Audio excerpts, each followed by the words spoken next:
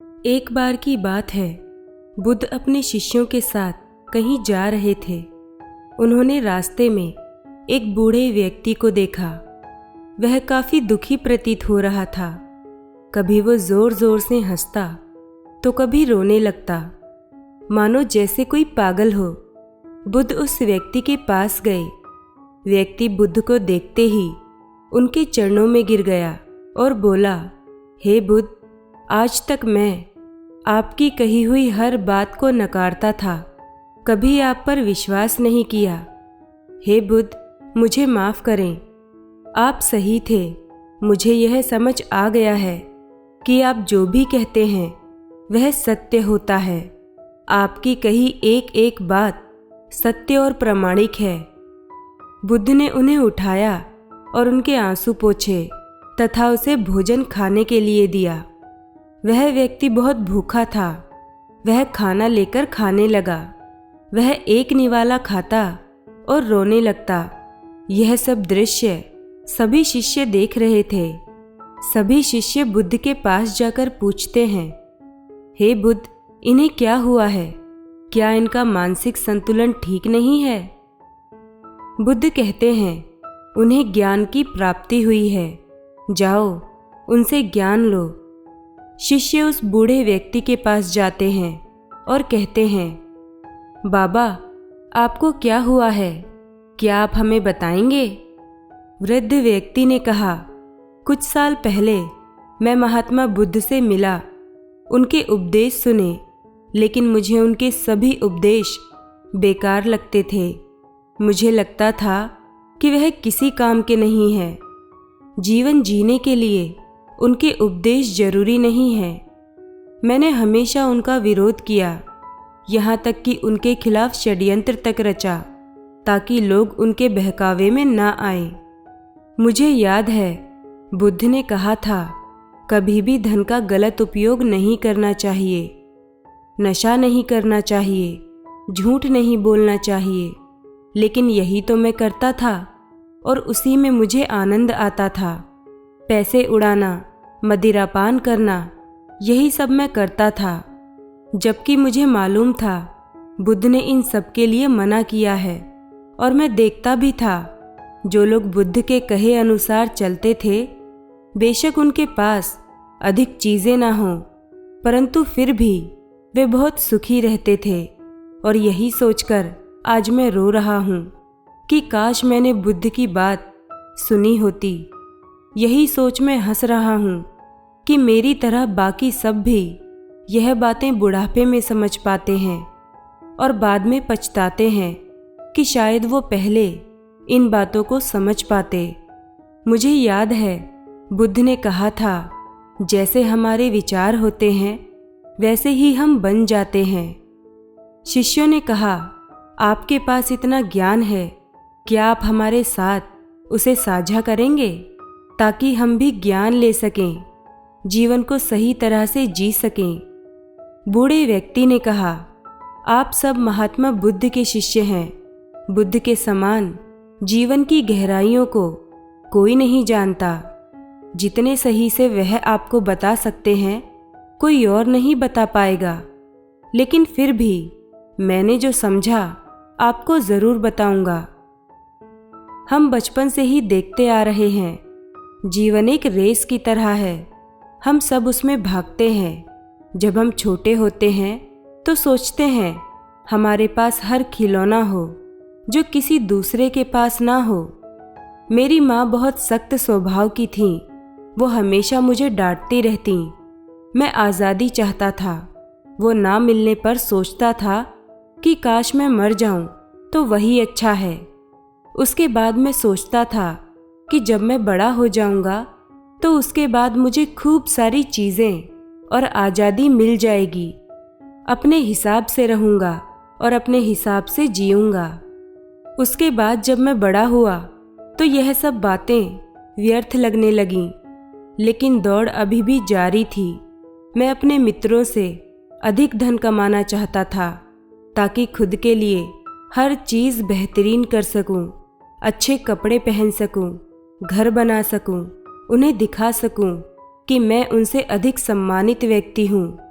उसके लिए मैंने षड्यंत्र रचे, झूठ बोला, लेकिन यह सब करते हुए मुझे कभी एहसास ही नहीं हुआ कि मैं गलत कर रहा हूँ। कुछ समय बाद मेरे माता पिता ने मेरा विवाह कर दिया। जो लड़की मेरे जीवन में आई वो बेहद सुंदर थी। उसकी हर बात मुझे अच्छी लगती थी। मेरा वो हर चीज़ में साथ देती थी।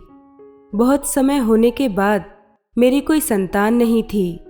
मैं अपने मित्रों के बच्चों को देखकर उनसे ईर्ष्या करता कि मेरे बुढ़ापे की लाठी कौन बनेगा। कुछ समय बाद वह दिन भी आ ही गया जब मेरा एक पुत्र हुआ। मुझे बेहद खुशी हुई, लेकिन कुछ समय बाद मुझे लगा कि काश मेरा एक और बेटा होता तो मेरे दोनों कंधे मजबूत होते।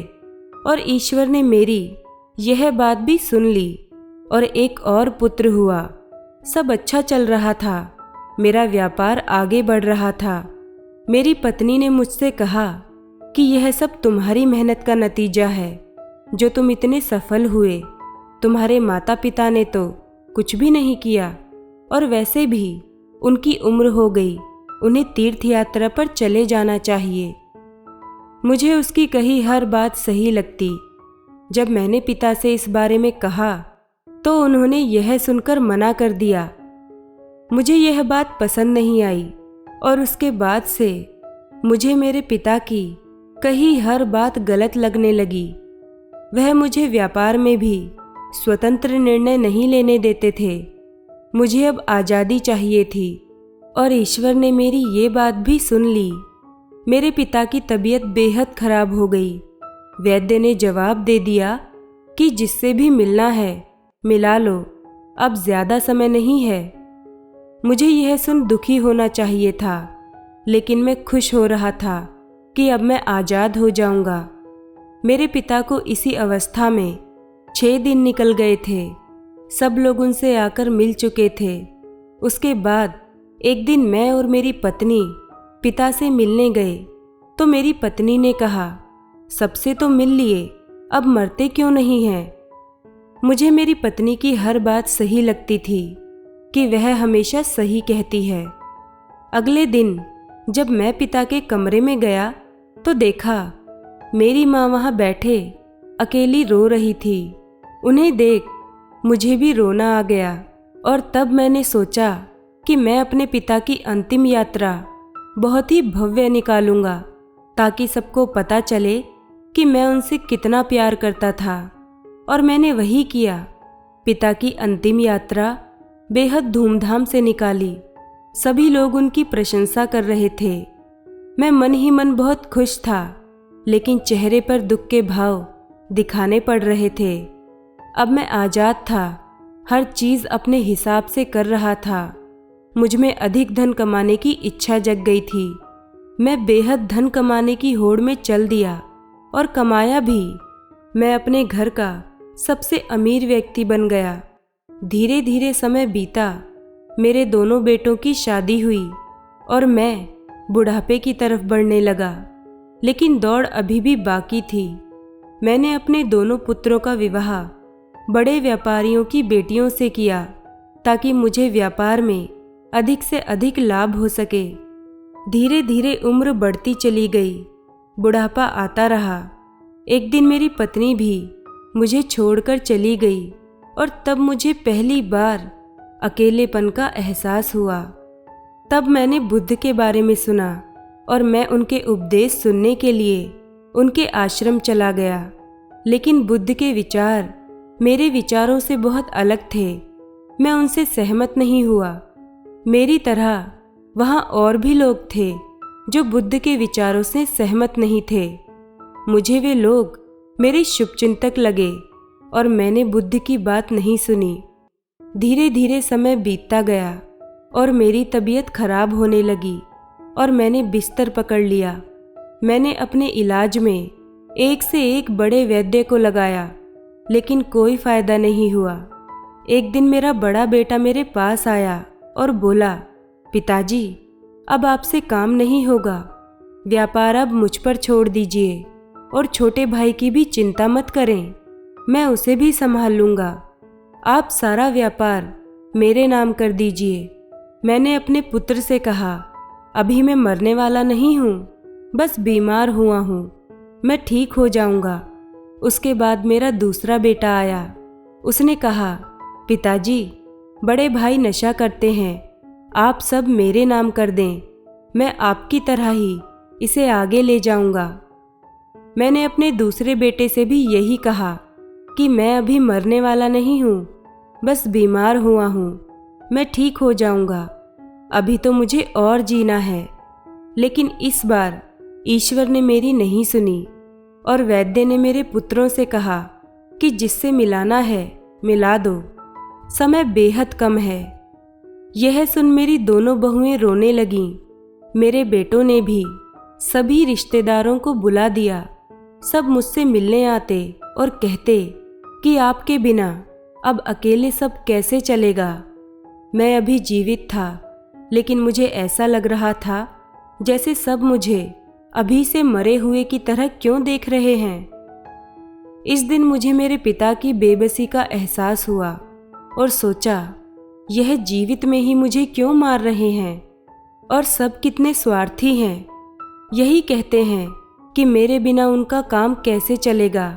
किसी को भी मेरी चिंता नहीं है, सब मतलबी हैं।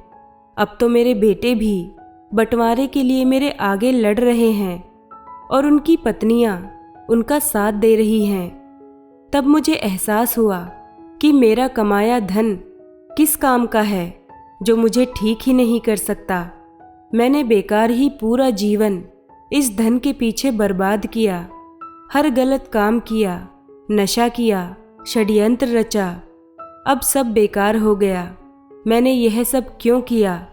काश मुझे यह बात पहले समझ आ गई होती कि यह सब एक दिन यहीं रह जाना है। इससे अच्छा होता मैं कोई नेक काम करता जिससे लोग मुझे याद रखते। काश ये बातें एहसास हो गई होती जब मेरे पिता बिस्तर पर थे, तब शायद मैं कुछ अच्छा कर जाता, जीवन को नई दिशा दे सकता था। मैंने दोनों बेटों को बुलाया और पूछा, मेरी अंतिम यात्रा कैसे निकालोगे? दोनों बोले कि आप मेरे नाम सब जायदाद कर दें तो हम आपको भव्य तरह से विदा करेंगे। और दोनों फिर से लड़ने लगे। तब मुझे लगा कि यह सब मैंने क्या किया। मेहनत मेरी, लेकिन सब छूट रहा है। अब कुछ भी मेरा नहीं है, सब मुझे छोड़कर गए। सबकी मृत्यु मेरे सामने हुई। मैं सबको शमशान ले गया, मेरे माता पिता, पत्नी। लेकिन कभी यह नहीं सोचा था एक दिन मैं भी यहाँ आऊँगा। मैंने अपना पूरा जीवन कामयाबी से निकाला, लेकिन अब लगता है कि मैंने जीवन जिया ही नहीं। बचपन से लेकर अब तक बस दौड़ भाग में उलझा रहा और आज तक मैं इससे निकल नहीं पाया। जब आखिरी समय पर सब बातें समझ आईं तो अब समय ही नहीं है। यह बातें कहकर बुजुर्ग चुप हो गए और महात्मा बुद्ध के पास आकर कहा कि क्या मुझे मेरे अंतिम समय में आपसे कुछ मिल सकता है? बुद्ध ने कहा कि बेशक तुमने अपना पूरा जीवन अज्ञानता में निकाल दिया हो, लेकिन ज्ञान का एक क्षण भी काफ़ी होता है। तुम्हारे पास अभी जो भी समय है वह ज्ञान से पूर्ण है। अब जो भी तुम्हें मिले, सांसें या फिर मौत, उसे स्वीकार करो।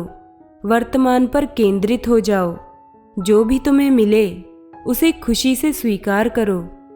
जितना रहस्य जीवन में है उससे ज़्यादा रहस्य मौत में है। जो खुशी जीवन दे सकता है उससे भी बड़ी खुशी मौत दे सकती है। केवल पूर्ण रूप से देखना, एक एक क्षण देखना, दुख मत करना। भूतकाल को भूल जाओ, भविष्य की चिंता मत करो। जो अभी है इस समय से इसी के साथ मिल जाओ। जो जागृति तुम में आई है, यही जागृति, यही ज्ञान तुम्हारी सहायता करेगा।